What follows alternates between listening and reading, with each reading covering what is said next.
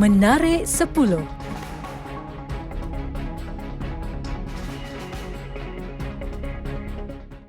Sekitar 1,000 belia dijangka hadir memeriahkan sambutan Hari Belia Peringkat Negeri Sarawak 2020 bertempat di Kompleks Sukan Asajaya Semerahan pada 5 Disember ini. Jumlah kehadiran dihadkan kerana mematuhi prosedur operasi standard SOP yang ditetapkan. Sambutan kali ini yang bertemakan Belia Pemacu Transformasi Digital Sarawak dirasmikan Ketua Menteri Datuk Patinggi Abang Johari Tun Openg pada 10.30 pagi.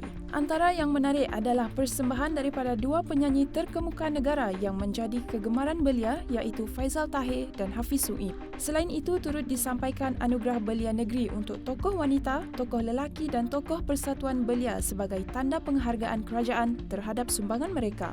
Turut dianjurkan pertandingan e-sukan yang menjadi kegemaran belia masa kini iaitu PUBG bermula 4 Disember hingga 27 Disember ini. Tugu Pahlawan Sibu setinggi 30 meter bakal dibina di dataran Tun Tuanku Bujang Fasa 2 bagi memperingati pejuang kemerdekaan Sarawak Rosli Dobi dan 3 rakannya yang lain. Tugu yang direka oleh juru reka dari University College Teknologi Sarawak UCTS tersebut akan mula dibina pada Januari 2021 dengan kos RM700,000 dan dijangka akan siap dalam tempoh 6 bulan. Tempat pembinaan tugu itu dipilih kerana kedudukannya yang penting dalam sejarah negeri Sarawak. Pada 4 Disember 1949, Sir Duncan George Stewart, Gubernur Koloni British kedua di Sarawak, telah dibunuh oleh ahli Rukun 13, Rosli Dobi, Awang Ramli Amit, Awang Mat Sarudin, Morshidi Sidek dan Bujang Suntong di Sibu. Harga runcit petrol RON 95 dan RON 97. Masing-masing naik 3 sen seliter manakala harga diesel naik 5 sen seliter bagi tempoh seminggu bermula Sabtu. Berdasarkan penetapan harga runcit mingguan, produk petroleum menggunakan formula mekanisme harga automatik APM, harga baharu seliter bagi RON 95 ialah RM1.70, RON 97 RM2 dan diesel RM1.90.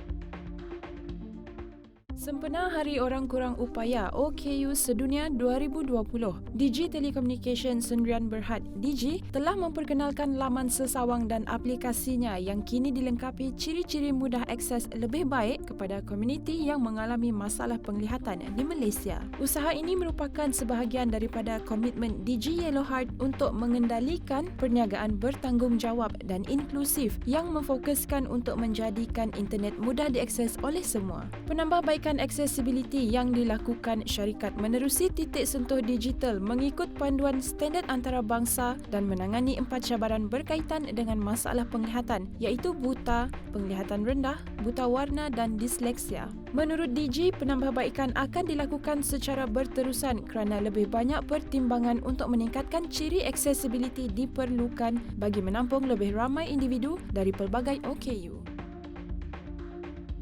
Siri animasi popular Upin Ipin bertajuk Barang Baik Barang Kita meraih 2.9 juta tontonan dalam tempoh 48 jam selepas disiarkan melalui platform YouTube sejak 2 hari lalu. Jumlah tontonan itu juga mencatatkan rekod pencapaian tersendiri untuk syarikat penerbitan siri animasi popular berkenaan Les Kopek Productions Sdn Berhad. Selain turut mendapat maklum balas luar biasa kerana penampilan khas Menteri Perdagangan Dalam Negeri dan Hal Ehwal Pengguna, Datuk Seri Alexander Nanta Linggi. Episod itu sebahagian daripada usaha KPDN HEP dalam menyokong kempen Beli Barangan Malaysia KBBM. Ini jelas membuktikan komitmen berterusan kerajaan membantu membina semula ekonomi domestik negara ini dan meningkatkan kuasa beli rakyat.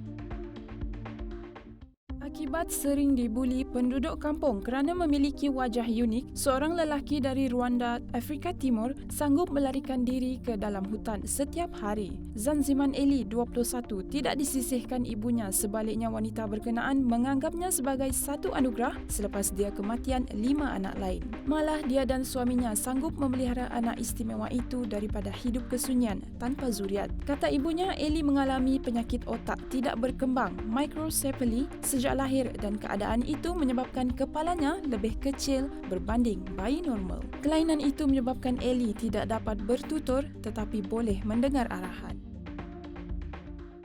Sumatra barb atau dikenali dengan nama tiger barb merupakan ikan air tawar dijadikan sebagai ikan hiasan untuk peliharaan. Ikan tersebut biasanya dijumpai di perairan Indonesia, terutama di Sumatra dan Kalimantan. Menariknya, tiger barb biasanya kelihatan menarik apabila berkumpul sesama sendiri kerana ia memiliki corak cantik pada badannya. Coraknya kelihatan bergaris hitam membujur mirip seperti loreng harimau dan dihiasi warna jingga pada hujung siripnya menambah daya tarikan ikan tersebut. Bayi berusia sebulan Molly Everett Gibson mencipta sejarah selepas selamat dilahirkan dengan menggunakan embrio yang dibekukan lebih 27 tahun lalu di Tennessee. Menerusi laporan CNN, embrio berkenaan dibekukan pada Oktober 1992 daripada seorang penderma. Pasangan Tina dan Benjamin Gibson menerima embrio beku itu yang kemudian dipindahkan ke rahim Tina pada 10 Februari lalu dan dilahirkan dengan berat 2.7 kilogram. Sebelum ini, kakak kepada Molly iaitu Emma Wren Gibson juga dilahirkan menggunakan kaedah yang sama pada 2017. Ketika itu, Emma juga mencipta sejarah selepas embrio dibekukan selama 24 tahun dan kini tiba giliran adiknya hingga mereka dikenali adik-beradik genetik. Mick Schumacher, anak juara dunia 7 kali, Michael Schumacher mengatakan impian zaman kanak-kanaknya menjadi kenyataan. Ini berikutan pengumuman pada Rabu bahawa dia akan memandu dalam Formula One buat pertama kalinya bersama-sama pasukan F1 Haas pada musim depan. Pemandu berusia 21 tahun itu merasai sendiri pemanduan jentera berkenaan apabila mengambil bahagian dalam latihan bebas penutup musim 2020 saingan Grand Prix Abu Dhabi 11 Disember ini sebelum menyertai sesi ujian beberapa hari selepas itu. Khabib Nurmagomedov meletakkan harganya untuk kembali ke UFC namun tidak berminat bertarung semula berdepan Conor McGregor. Atlet seni bela diri campuran MMA dari Rusia itu mengumumkan persaraan mengejut pada Oktober lalu selepas menewaskan Justin Gaethje. Juara lightweight UFC itu melebarkan rekod 29-0 menerusi kemenangan ke atas Gaethje di Abu Dhabi. Ia sebagai menunaikan janji Khabib yang tidak mahu bertarung lagi selepas kematian bapanya tahun ini. Namun Khabib mengakui sukar untuk menolak tawaran $100 juta Amerika bersamaan 400 juta ringgit supaya dia kembali daripada persaraan. Khabib menewaskan McGregor dalam pertarungan 4 pusingan di UFC 229 pada 2018.